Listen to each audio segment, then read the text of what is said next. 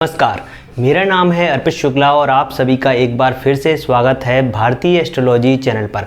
आज के इस कार्यक्रम में हम जानेंगे जन्म कुंडली से कैसे जाने कि किसी भी जो महिला है या लड़की है, कन्या है, उसको एक अच्छे पति की प्राप्ति होगी, वह आर्थिक रूप से संपन्न होगा और सभी सुख सुविधाएं, ऐशो आराम, भौतिक सुख सुविधाएं की वस्तुएं क्या उसके पति के जीवन में रहेंगी या नहीं रहेंगी, और जो पति के जीवन में जो सुख सुविधाएं हैं उनका उपभोग वह पत्नी के रूप में कर पाएगी या नहीं। तो एक बहुत ही महत्वपूर्ण विषय है, तो आप सभी से आग्रह करूंगा वीडियो के अंत तक बने रहें। मैं कुछ आपको सूत्र बताऊंगा जो कि यदि किसी कुंडली में बनते हैं तो निश्चित मानिए कि वह जो लड़की है, वह कन्या है, वह अपने पति के एक धनवान पति को प्राप्त करेगी और पति की ओर से सभी सुख सुविधाएं हैं, ऐशो आराम है, वह उसको मिलने वाले होंगे।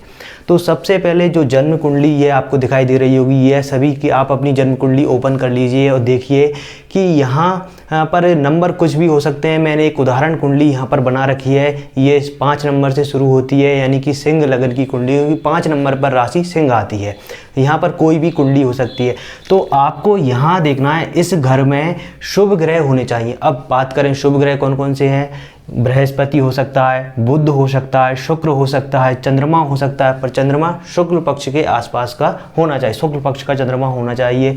तो ये ग्रह शुभ ग्रह माने जाते हैं। तो यहाँ पर यदि विशेष रूप से बृहस्पति स्थित है तो निश्चित मानिए वह जो भी महिला है, वह जो भी कन्या है, उसको अपने पति का सुख, अपनी संतान का सुख बहुत ही अच्छे स्तर पर प्राप्त होगा और एक जीवन में देवी कृपा और सभी चीज़ों का को प्राप्ति होगी, किसी चीज़ का अभाव नहीं होगा। ओवरऑल कह सकते हैं वैवाहिक जीवन काफ़ी सुखमय होगा। चाहे माई के पक्ष की बात करें, चाहे ससुराल पक्ष की बात करें, दोनों में ही दिनादिन तरक्की देखने को मिलेगी यदि बृहस्पति पर पाप प्रभाव नहीं है तब।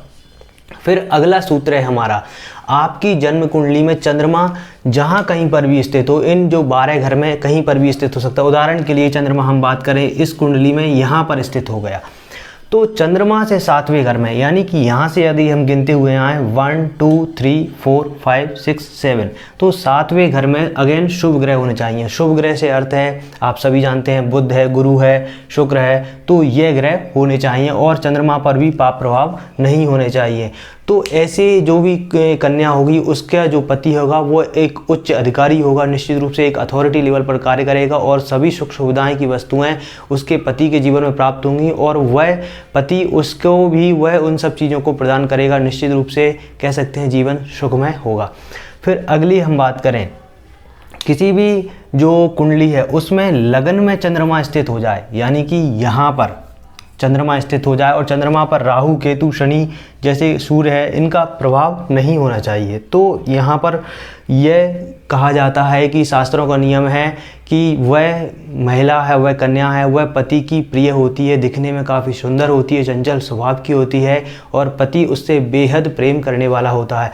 और इसी चंद्रमा के साथ में यदि शुक्र की युति हो जाए तो फिर कहने ही क्या, अपार सुख सुविधाएं हैं, धन संपत्ति है, वह उस महिला के जीवन में रहने वाली होगी। और यहाँ पर एक और अगर हम बात करें उदाहरण की, तो यहाँ पर वृषभ लगन हो, यानी कि 2 नंबर साइन लिखा हुआ हो, या 6 नंबर हो, कन्या लगन हो या तुला लगन हो और लगन में ही शुभ ग्रह हो, तब भी यहाँ पर यह योग बनता है कि उस कन्या के जीवन में बहुत सारी सुख सुविधाएं मौजूद रहेंगी। और एक और मैं आपको सूत्र बता रहा हूँ जो कि अपने आप में बहुत ही खास है कि त्रिशांश कुंडली होती है, जो 16 वर्ग कुंडलियाँ हैं, उन्हीं में यदि आप किसी ऐप में जाएंगे, एक अच्छे ऐप में जाएंगे, तो आपको मिल जाएगी त्रिशांश कुंडली। त्रिशांश कुंडली में आपको देखना है, एक अलग से कुंडली बनकर के सामने आ जाएगी, ये त्रिशांश कुंडली है माना कि, और ये लगन कुंडली है किसी भी व्यक्ति की। तो यहाँ पर जो लगन है वह मिथुन या कन्या लगन हो, पहला सूत्र है। और फिर जो लग्नेश है, यानी कि बुध, माफ़ कीजिए, जो त्रिशांश कुंडली है उसमें मिथुन या कन्या लगन होनी चाहिए, बुध का लगन होना चाहिए त्रिशांश कुंडली में। लगन में आपकी लगन कुंडली किसी भी राशि की हो सकती है, पर त्रिशांश कुंडली में मिथुन या कन्या लगन होना चाहिए। और लग्नेश है, जो इस कुंडली का लग्नेश है, यानी कि यहाँ पर आपकी कोई भी लग्न, उदाहरण के लिए हम बात करें, यहाँ पर जो सूर्य है लग्नेश बना, वह बृहस्पति की राशि में 9 या 12 या शुक्र की राशि 2 या 7 में होना चाहिए, तो यह मान करके चलिए कि वह महिला के जीवन में अपार धन दौलत सुख समृद्धि और लग्जरी ऐशो आराम की चीज़ें रहने वाली होंगी। एक अमीर रिच परिवार में उसकी शादी होगी, यह निश्चित रूप से फैक्ट है।